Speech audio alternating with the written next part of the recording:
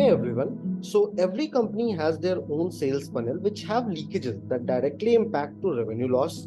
More than 50% leakages are avoidable. These leakages include miss to log inquiries, not able to segregate the inquiries properly, timely follow up internally and externally with customer, no defined ownership of the lead.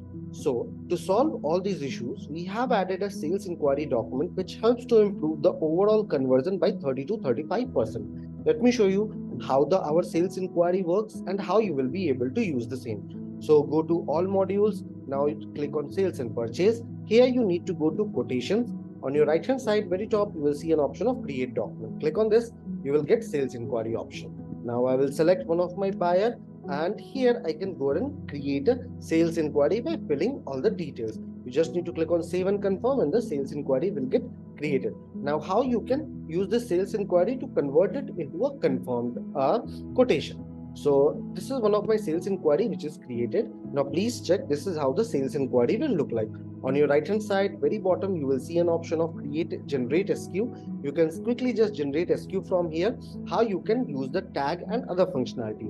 Right hand side, very top, you will see an option of deal information. Click on this.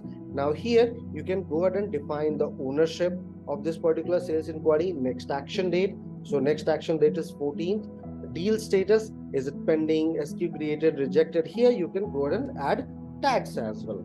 This is how you can use the functionality. Once you will click on the sales inquiry, it will come in your sales inquiry dashboard. So here I will select the sales inquiry. This is my sales inquiry dashboard where I can go ahead and see the entire details. I hope this particular functionality will be helpful. Have a good day ahead.